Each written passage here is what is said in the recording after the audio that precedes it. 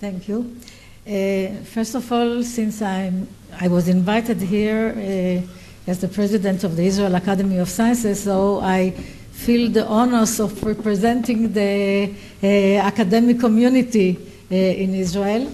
And I would like to state from the beginning how important it is for the academic community to belong to the European province and to be part of it, because it has contributed tremendously both to our capacity in building here scientific research, but also in feeling that we belong to the whole European community and not being just ourselves. Because as was mentioned by Avi, I think in the beginning, we are not in a very friendly neighborhood here geographically, so we cannot collaborate with our immediate neighbors, so it's very important for us to be able to collaborate and cooperate with countries that are as close to us as possible, and this is in the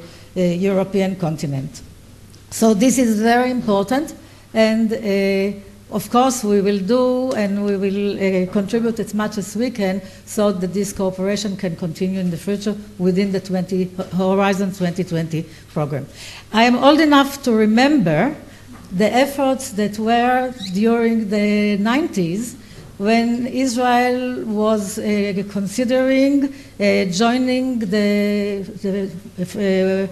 framework programs, and we joined the fourth program in the middle because we could not make our mind in the beginning, and the budget was not found, and it took a lot of efforts, and the question was who will pay for it, who will be responsible, and finally it was actually shared both by the Planning and Granting Committee, VATAT, and the Ministry of the Chief Scientist and the Ministry of Science, and all three partners took responsibility for financing it, and the scientific community tried to actually convince all these bodies how important it is for us not only to get the money, but to be part of a larger body who participates and is doing research and being able to the exposure to the European science. And I think that the experience until now is quite good. As Marcel mentioned, I was a coordinator, as a scientist, I was a coordinator in one of the projects of the fifth program. I don't complain. It was a very good opportunity for me, and the research was very good. There was a little bit, or more than a little bit, of administrative responsibility on the coordinators, but I definitely don't think that we can complain about that.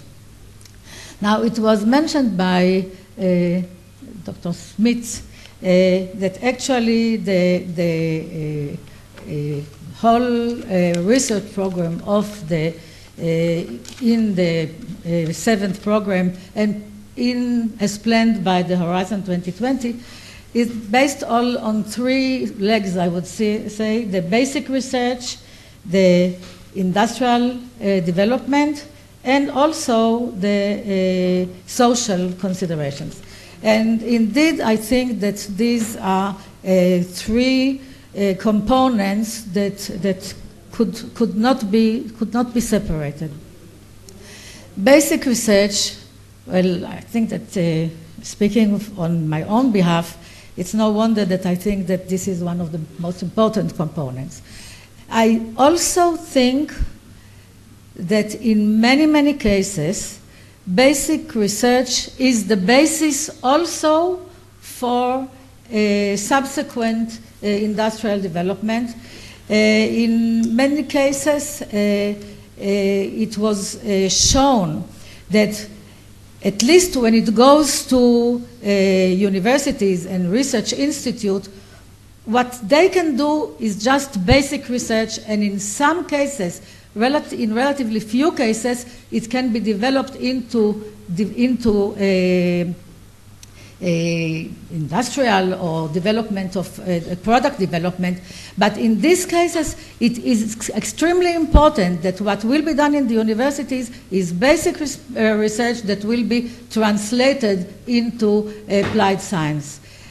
To go directly to applied, this can be done only in industrial companies because they have a purpose, and the purpose is to develop a product, so they can go directly into development of the product. Sometimes they need basic research that they get from universities in order to start, but they can focus only on product development and on in these directions. But what should be done in the academic community is focusing on basic research, because this is what we know how to do and we can do best.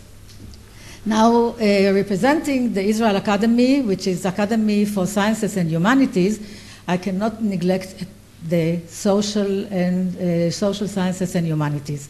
I think that they are very important, not only because of the problematic that you mentioned, the aging of the society and the various other problems that are related to this, but I think that in order to be a healthy and prosperous society, we must also devote efforts to humanistic subjects and to social aspects of research, of science, but also of humanistic aspects, because otherwise we will not be complete or whole.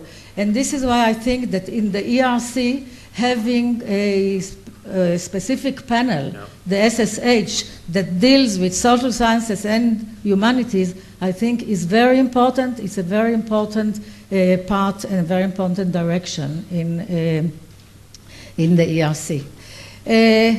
I'm very pleased that Israel is a part of the European program. We have been a part. I personally took some part in it. When Europe was established, that was the Research Advisory Board for the EU.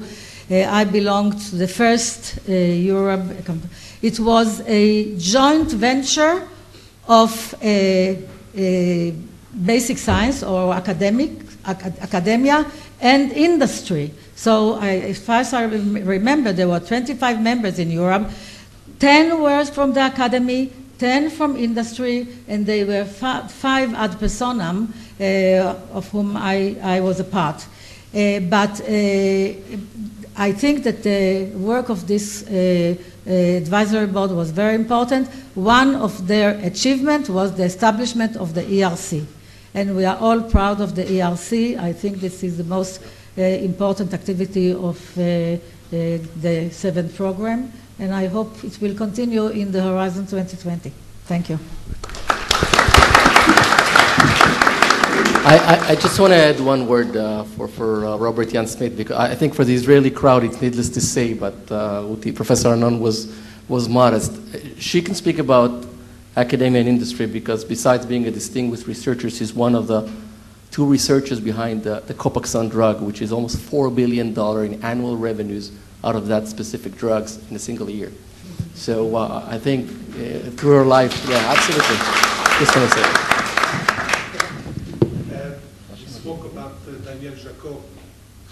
The idea of the 4 person was to resolve the problem that there was no Israeli in Europe.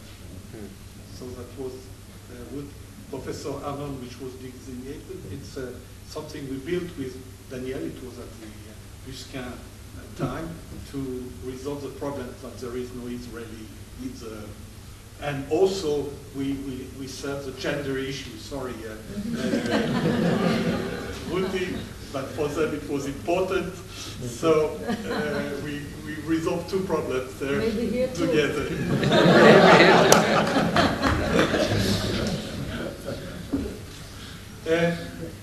Dani, some words, of course, on the ERC, or maybe on other issues as well. And you will get almost double your budget in the RC. So, you know, there is a problem when there is a lot of Hegel said in the Hegelian dialect, he says that if there is a lot of quantity, it changes the quality. We are quite happy about the quality of today. So will it go on or will it change? Okay, so I'll refer to that later on, not at the beginning. I want to start the story from the time we met in Brussels, trying to fiddle around to understand what's going on. That was in the mid-90s, when we first joined the FORCE program. And what I sensed at the time, and I don't know, probably Marcel will say so as well, Europe didn't know how to react to our presence. And I felt in many discussions that people felt as though somebody enforced us on them. And it's true was among the various clerks, various offices, and also among the scientists. It wasn't clear to Europeans at the time what's the idea of having Israeli around, or Israel as part of it. And also among Israeli scientists at the time, the only horizon, not only Horizon 2020, horizon at large, was US. Other than US at the time, nothing existed. And Europe, in very few fields, was a place in which a scientist will go for a postdoc or sabbatical. I can tell you that now, 15 years later, the picture completely changed. And the vision, you know, when you read in the news that there is boycott around academic and so on, at the excellent places, among the excellent scientists, nothing of that exists. Right now, they really ask us how we succeed here, how we succeed there. And also among Israeli scientists, I find a major change. I see many young Israelis going and having postdoc in Europe. I see Israelis making a sabbatical in Europe. I see Israelis hopping back and forth between European universities and Israel. But that only as a background. It's true that the fourth program, the fifth, sixth, seventh, and now the Horizon, really helped the Israelis to open their eyes toward Europe and help Europeans to understand what value we bring. If I need to say in few words, it's the non-traditional thinking and the daring to go with an idea, which sometimes we don't find in more rigid places. And that, you know, lesson I learned over the years, and I happened to be on various panels, various places as scientist, as somebody that was nominated, as somebody that just visited, and I saw the trend. And I think what we gained in the last 15 years is something that, you know, it's beyond any money that we got back from the program. And it's very important for our future, especially now that there is decline in the US. Many of us received NIH grants, we received grants from US Air Force and so on. This will be drastically declined in the future, and therefore Europe is not only a close-by neighbor and a natural ally, it also will be a source of funding for us and a source of exploitation of ideas. Regarding ERC itself, what ERC gives to Israeli science was something that we dreamed many years. We were envy of the Americans getting huge grants. Nothing of that magnitude, even fraction of that, was something that was existed in Israel. So if somebody wanted to do an applied research, he needed to go and apply like to 4 or 5 grants, get 30K from here, 100K from there, and all the time just running after grants, and ERC changed that. From ERC, the Israelis that getting the grant can follow their dream. Now, our success there, it's really tremendous. I can say when I wasn't at the beginning of the ERC Council, they nominated me later on, and everyone was really astonished of the Israeli success there, and all the scientists there, you know, with open-handed received, received me as representative, even though I'm not a representative of Israel, I'm just an Israeli scientist there. And there are many discussions in which they try to understand how we happen to grow so many scientists that can dream and succeed. And I think that's really, really important for us, especially that in the coming few years, our economy, you know, is at least on the surface of it seems better, but it's very shaky. And having a ground of very fundamental source of funding is really important to us. From the ERC point of view, we give these huge amounts for scientists. We are not planning on follow-up. So somebody that gets it for 5 years need to reapply for a new grant and will need to bring a new idea. And therefore, we believe that the national funding system should give support for continuing research that was successful as long as it follows the same path. And when we discuss Horizon 2020, we need to put that into our thinking. We got to make sure that there is enough national funding back to our contribution. But I believe that as a nation, we will definitely continue to strive there. Now regarding your question, and I left it for the end. It's true that the budget on the face of it seems to double. But it will not double the number of nominees per year, because what the doubling reflects is about the budget of 2012, even not 13. So in a sense, it brings ERC to a steady state. So there is a beginning of negotiation. No negotiation, because our feeling that in order to keep excellence, we cannot increase. We don't want to increase because we got to make sure that we go after excellence and nothing but excellence. And excellence can be in all fields. I mean, I follow what Ruth said. Definitely social sciences and humanities is integral part, and I can tell you that the discussions we have among different fields, social sciences on all the range of it, and humanities really bring forward many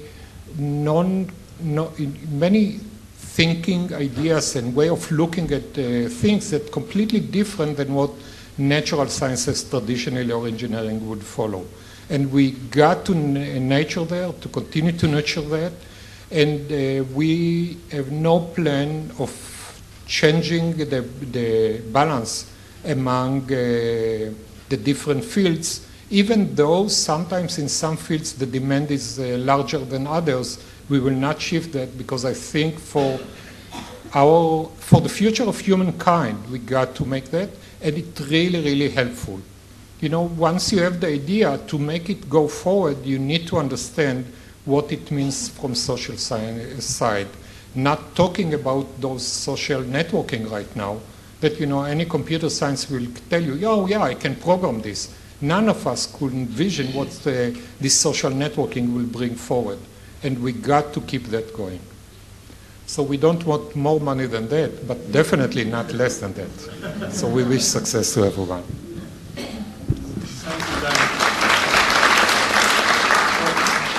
As we say, we used to say that it's the biggest program which integrate together industry and academy research. So we need to give maybe some industrialists to speak. So Zeb Berman, which is co-director general of NICE System. It's an industry of 2,500 people as far. Maybe you can correct me, maybe there is one less or one 3,400. Sorry? 3,400 So you see, my sources are wrong. It's a problem in our knowledge society. So we will more. I would like to ask what were the contribution of the program to your company, and what are the impediments? Maybe there is still some, you know, there is some time to say some things to Robert Young. He has to negotiate with the parliament, he has to negotiate with the council, so not everything is closed. No. So maybe there are some ideas that you can pass through now, and as I said, this is a discussion. So please. So First, we at NICE, we are a proud coordinator of one program. I understood that this is a matter of pride because the amount of Israeli companies that get to a class of coordinator is very small, and maybe we are very unique about this. So there was a big celebration internally by us becoming a coordinator, and we are participating in 3 more programs as a participator. And overall, we are very pleased in participating, and the contribution, maybe we'll say what the benefit that we see in the participation. So first there is the monetary and the funding. It's the first, but it's, we are, as I said, we are a coordinator of one program, we are participating in 3 others. At the end, the overall annual funding that we get is 700,000 euro, which for us is far less than 1% of our R&D overall budget. So overall, it represents a small fraction of our entire R&D, but it represents a fairly large part of our investment in the future in areas like analytics and the things that are all more algorithmics and more basic research. And therefore, it is important, but again, it's a bit disappointment in terms of size and in terms of granularity, and I'll come to it later. The second element that it gives us an access to research centers and to prime researchers around the world, and this is important both in terms of being at the cutting edge, being in the thought leaders, and also in driving innovation internally based on discussion. The third, and I think it was mentioned in Mr. Eugene Mendel's presentation, is a validation. When we are evaluating research, we always need validation because there is always a question, are we at the cutting edge? Are we doing the right research? And by getting to and getting grants, it's also provide a level of validation that also the people that understand in the area are validating what our scientists are telling us, that this is a cutting-edge technology that we cannot buy, that if we will develop, and also if we will develop, we will have a real competitive edge. So the validation is the key element, and and then comes the networking, the marketing, the business development element. And both by the researchers that are tied into the ecosystems within the different fields, but even more so during the meetings, we get a connection to other industry leaders, and with that we are establishing partnership and collaborations. And actually, in many areas, in many cases, we are sending business development guys and marketing people to the meetings with the people that are actually with the technical or the scientists that are part of the meetings to complement and to try to drive business.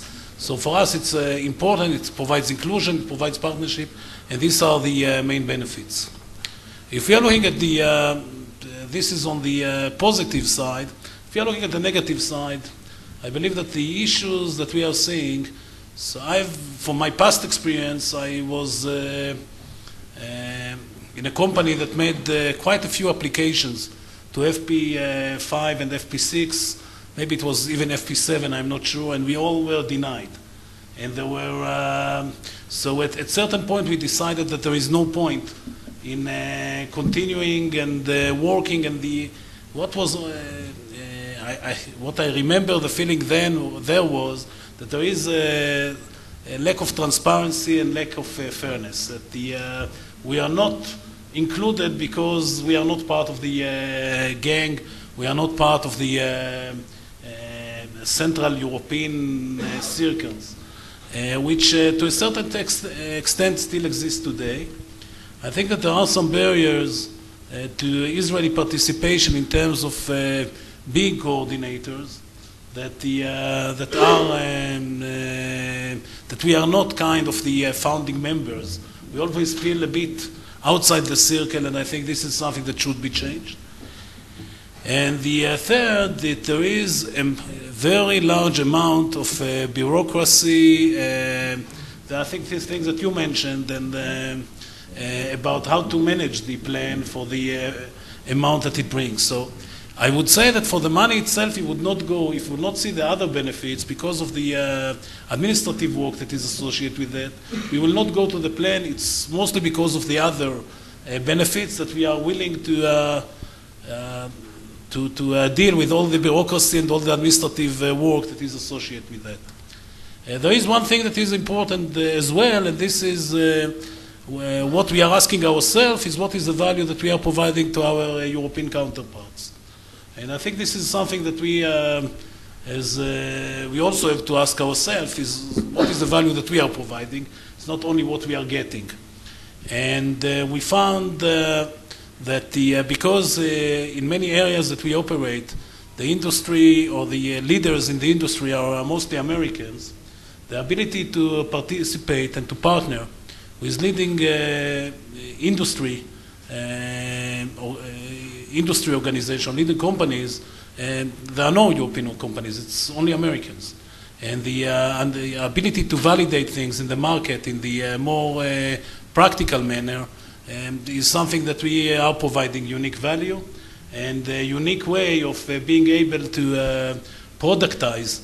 We are not productizing in this research, but more productize the technology and making it more applicable than the European study that cannot come from European companies in our field. So I think that what we are seeing from letters that are coming to us from European counterparts, that also our counterparts are benefiting a lot from this plan. So it's I think it's a win-win, and I can say as an Israeli citizen that I think it's important for us to take part also on the Horizon to 2020. You can use that at the parliament.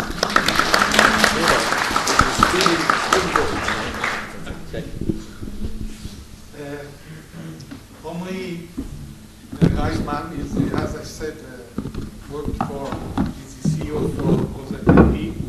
And as a matter of fact, I will ask you maybe the same question that I asked your predecessor, but also I would like to know also if you feel that there is a room for small fish in the big pond.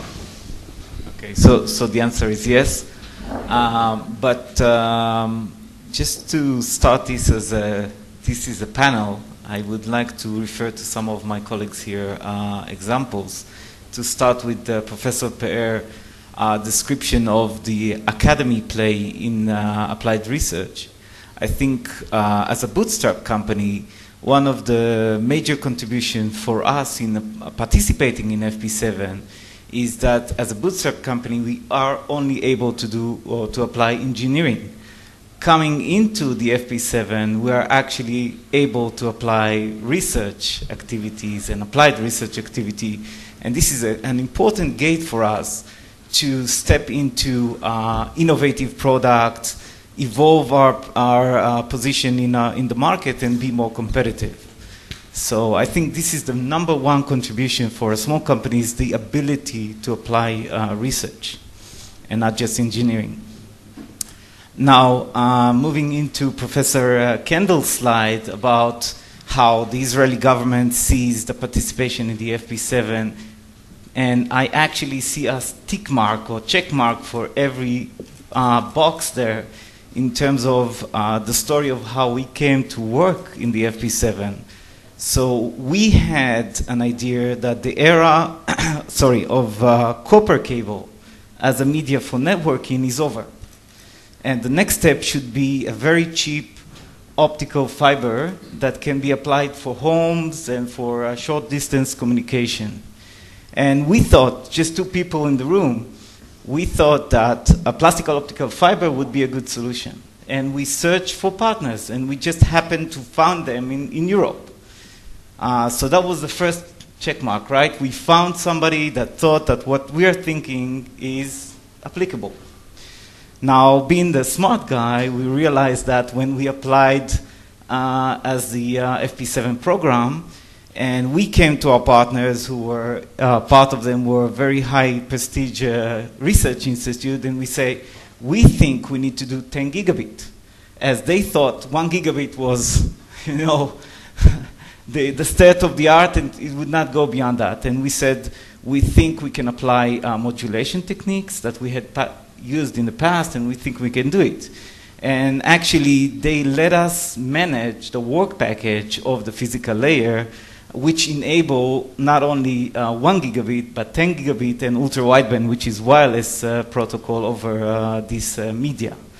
And so I think our CTO gained a lot of the smart kid on the class or on the team respect from that, which led into the next box, which was the recognition and ability to be recognized as leaders in this field.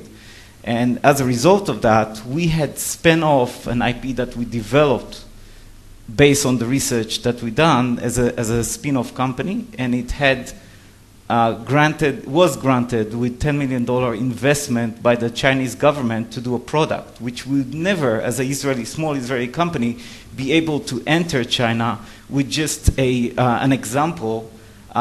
Being a very much product-driven market, China would never accept a small company, to enter a market and be able to grant with money and enter into bidding into real commercial project without being part of this European consortium. So all of that saying that everything that Mr. Kendall, Professor Kendall had wrote in his slide is actually and had happened to us during this project, and we thank the FP7 for that. One thing I would wish for is that the next time such panel will come here, there will be companies, small companies like myself, from science, from medical devices, from nanomaterials. Over the years, I had tried and had approached Iserd with various companies I work with and consult to, trying to establish projects. And as Ev said, there is a certain limitation for what Israeli companies can do in terms of initiating projects and collaborating with our projects. But I still think that the benefits of joining such European research projects is huge, to say the least.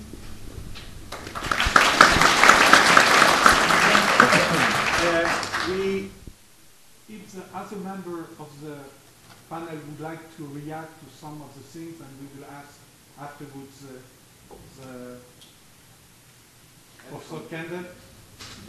He was the first to show the end. I have a complaint. I haven't seen my wife in 2 weeks because today is the deadline for the submission for the FP7, and her firm is applying this. So I'm happy that the deadline is today. So finally she's going to come home. So this was my comment.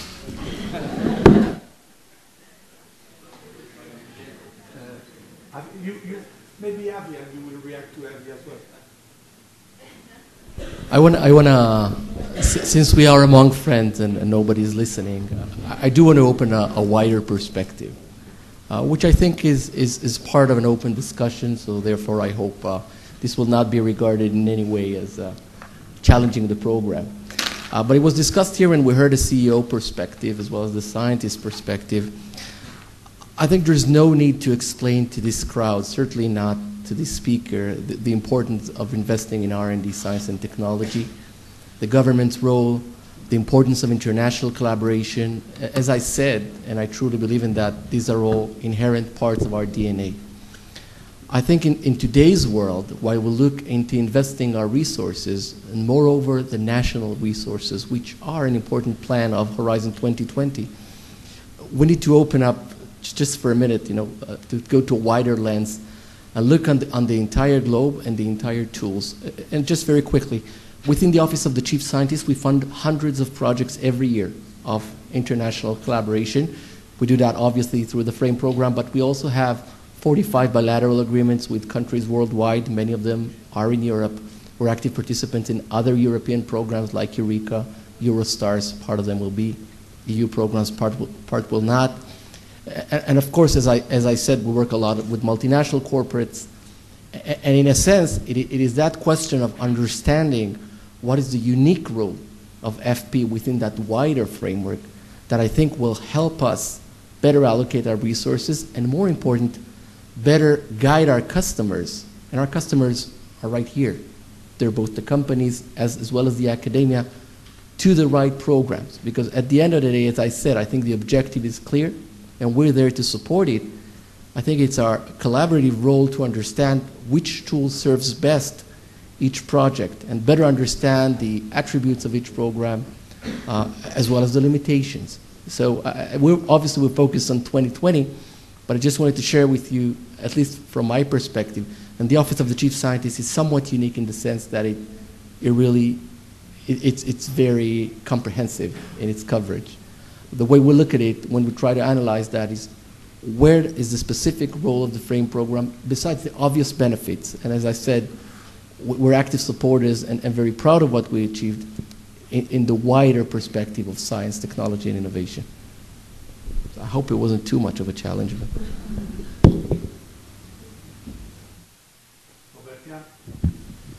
No, I think what's for me quite important, and that was more or less also confirmed in this panel, is that it's not only the financial aspect which is important to the cooperation. It is indeed the sharing of the knowledge, it is the access to markets, and let's not forget we lead a lot about Europe, the decline in Europe. Europe is still the biggest market in the world. And if you look at what is going on in some of the countries, it's still very, very impressive. So I think it is participating in the framework program, and I think the different speakers have confirmed it, is more than just a financial element. Now, with regard to the chief scientist's remark saying that, well, you know, he has to, I fully understand that you have limited resources and you have to make a choice. You have a lot of bilateral agreements with I don't know how many countries you have bilateral agreements, from South Korea to Turkey and Germany and you name it. And at the end of the day, you have to make a choice. What is it that you're going to give priority to? What is it you would like to invest in? And where do you see your future with regard to science and innovation? And that choice you can only make. I know if I were you what choice I would make. Now, someone want to add something? Okay, so now the audience, please present yourself. Well, my name is Dr. Amiram Forat. My main question was actually regarding the second pillar, I think it was in the presentation, regarding industrial leadership, where the... Okay, now I hear myself with an echo, but that's... okay. I wanted to ask regarding the access to risk finance. There was some beginning of that in Framework 7. I think that we have not exploited it enough, and I think it could interest the local industry quite well. So if you can explain a little bit, because you went through it very fast, and I would like to know a little bit more about it. Thank you. Well, with regard to this access to finance, we have under Framework Program 7, the last 20 years, only given grants. And during the current Framework Program 7, we said, well, is there also a need for giving loans next to grants, kind of a debt financing instruments? And I was, in my previous position as director, responsible for exploring it and doing a kind of a pilot.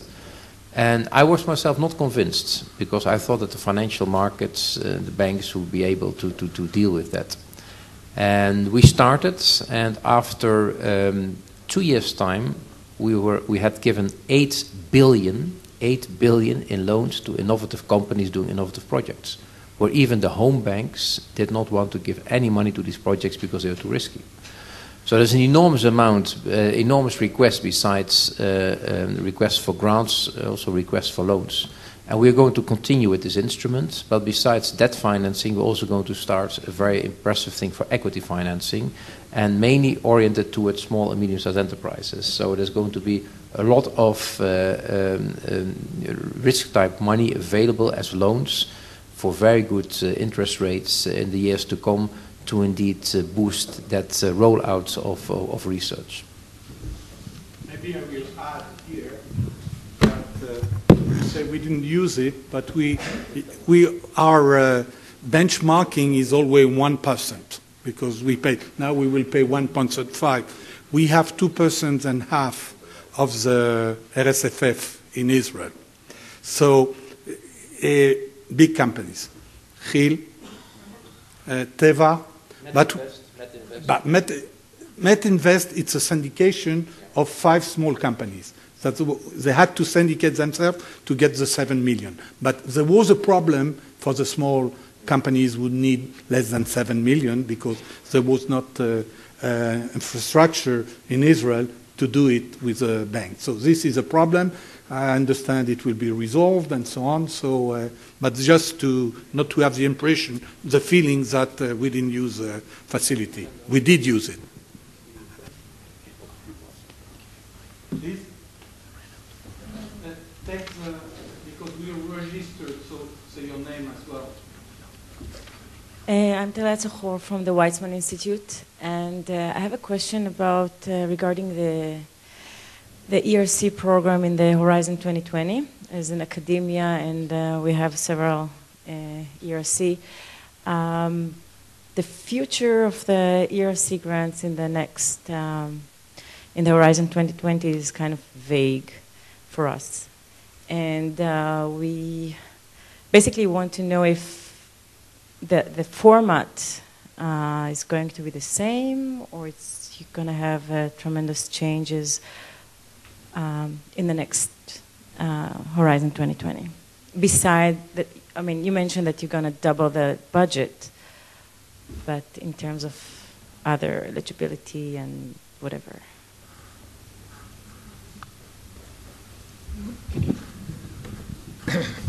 So Robert Jan didn't say that he gives us full autonomy on deciding what we want to do. And I want to thank you again for that.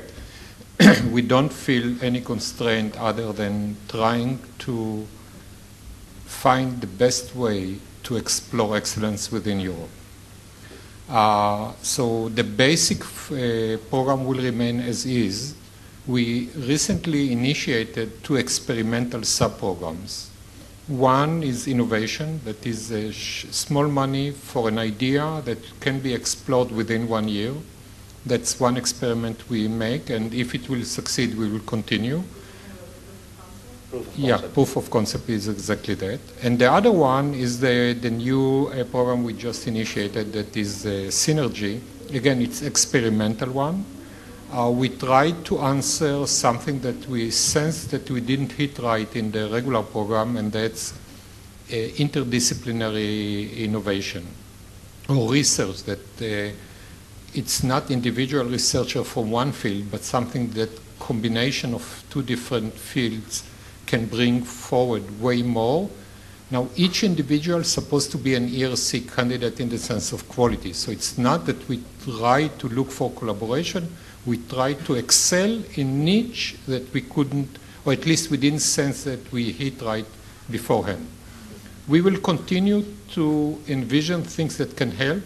These 2 experimental programs, if they will succeed, they will remain. If not, we will try to come up with something else. But the idea is that, again, we will fund scientists. We don't try to reduce the amount and get more scientists on board. We will continue to have substantial funding, more or less the same we have now.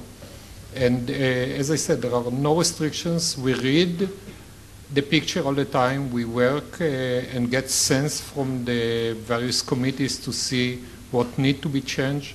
But within Horizon 2020, given that the amount will not change, everything will stay more or less the same in a sense of from perspective of the researchers. If Israel will be member, no, not whatsoever. Not whatsoever. I can tell you, not whatsoever the other way around. Yeah, definitely. In a sense, Israel and Switzerland, both countries, are succeeding very well, and others are not envy in the sense of giving, small eye and trying to help, but try to find why they succeed and follow up. For instance, I visited as part of ERC Germany some time ago, and the idea there, they discovered that, in Germany it's a sociological issue. The youngsters are applying, but then when they succeed within the faculty, there is some turmoil. And the more mature one afraid of applying. So, they try to understand what's going on in Israel. For instance, why we succeed or in Switzerland. Another change we made that can be of interest, We try to attract more researchers from outside Europe to come back to Europe, at least for half time of the project, so 2.5 years spread over 5 years, as the researcher want. And we don't require that the researcher will have affiliation within Europe when applying, as it was at the beginning. So first he can apply, get the grant, and then decide where to go. The reason we did it, we found out that some of the big shots don't want to negotiate, find a place, apply, and fail. And therefore they didn't apply. So we tried to grab more of the, very successful one to there, and if succeed, to manage and find a place, or to negotiate and find a place. So this is another change that takes place, but it's our answer to try to bring to excellence and to bring excellence to Europe. But Israel definitely is a fair player and more than that. So don't worry about that. I should add that we don't have to be concerned, because if Israel won't be there, the Swiss won't be there. And the chairwoman of the ERC is from... no, not anymore. She's no, now in Austria. Austria. Because today it was the which was from Switzerland. She moved to Austria. Okay.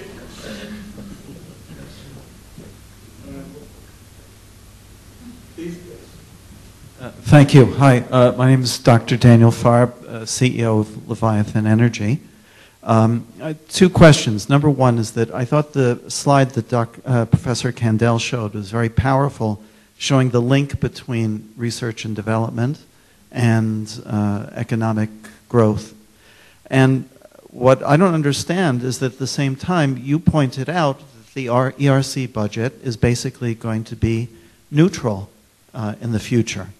And I don't see why you don't go to all of your respective governments, parliaments, etc., and say, increase the allocation. This is what works. Just like we had a problem in Israel with social protests recently, and there was an incentive, there was a tendency to give rather than to say, this is what brings economic growth, let's do scientific investment.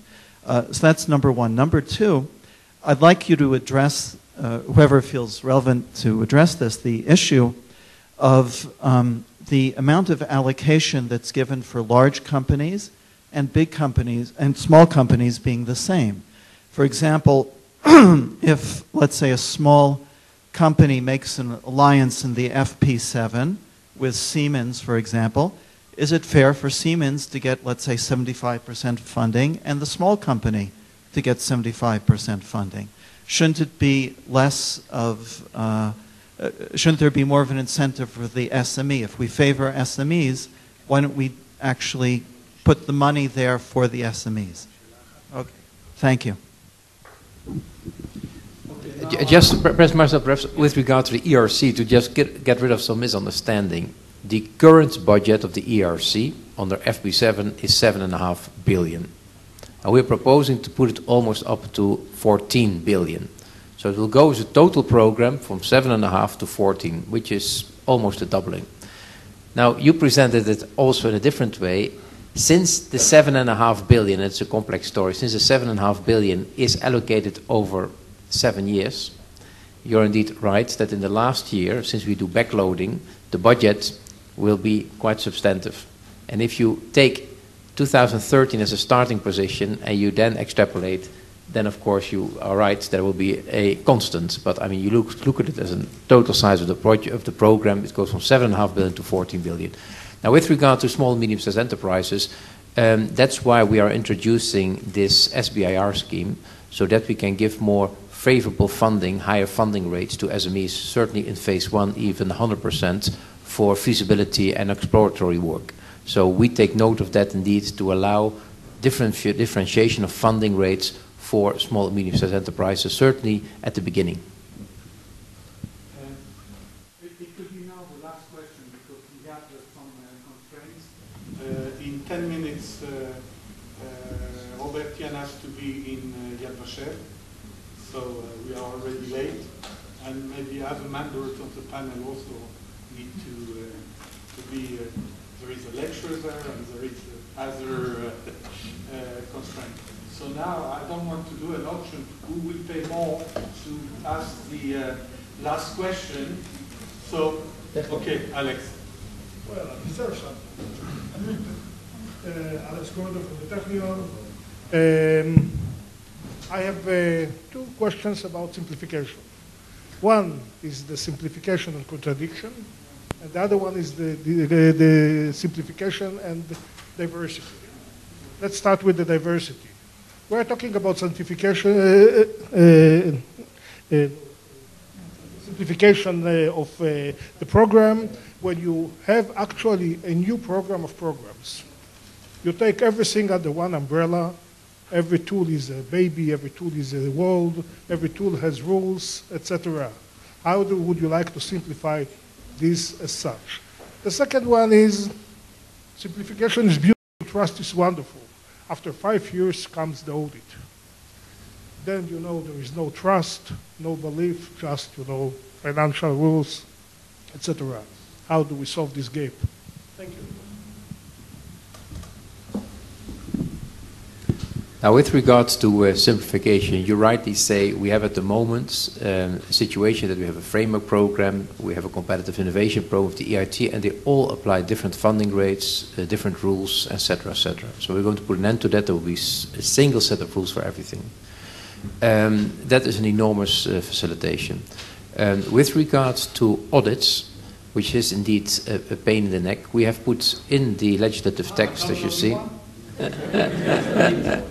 a maximum percentage of audits which we will carry out, and by avoiding mistakes, because what is at the moment the problem with audits? The problem with audits is that the auditors discover mistakes. And why do they discover mistakes? Because the funding rates and the rules are very complex.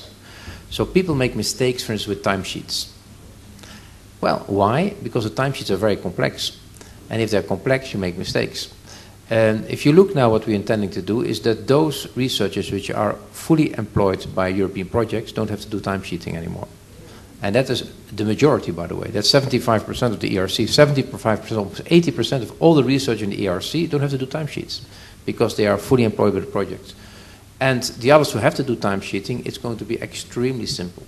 So in order to have if we have simple rules, there will also be no mistakes made, and then the auditors will just visit you, have coffee, and leave quickly for Brussels again.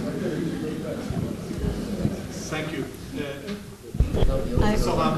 I would like to say one sentence. People always blame me for being over-optimistic, but so I will take the chance again, or the risk. I come out optimistic of this meeting. First of all, because of Robert's presentation and the commitment of the EU to continue to go on with the Horizon 2020. And most of all, from the presentation of Professor Kendall, and I look at it as a commitment on the side of the Prime Minister. And so if I will, as I said, I'm optimistic, so I look at it in that way, and so I come out optimistic of this meeting, and I would like to thank Marcel for organizing this gathering.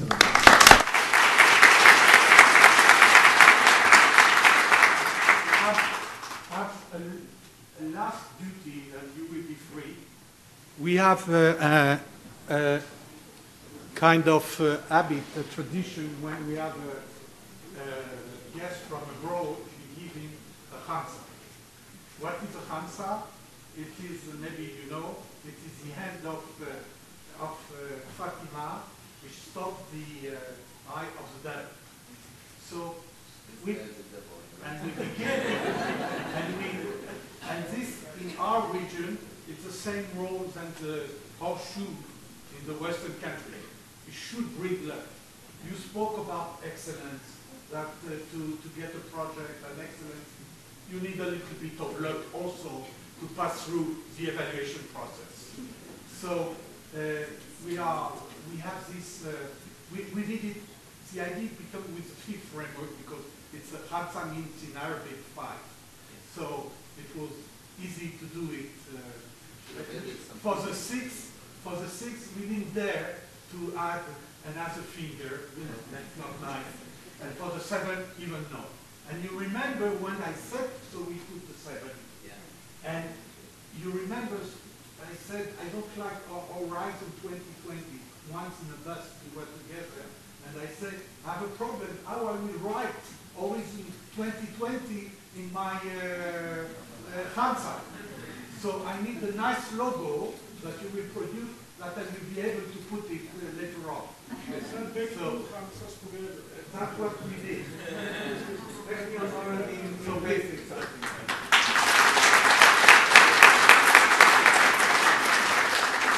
And of course, when I visit your office, I want to see it. Why not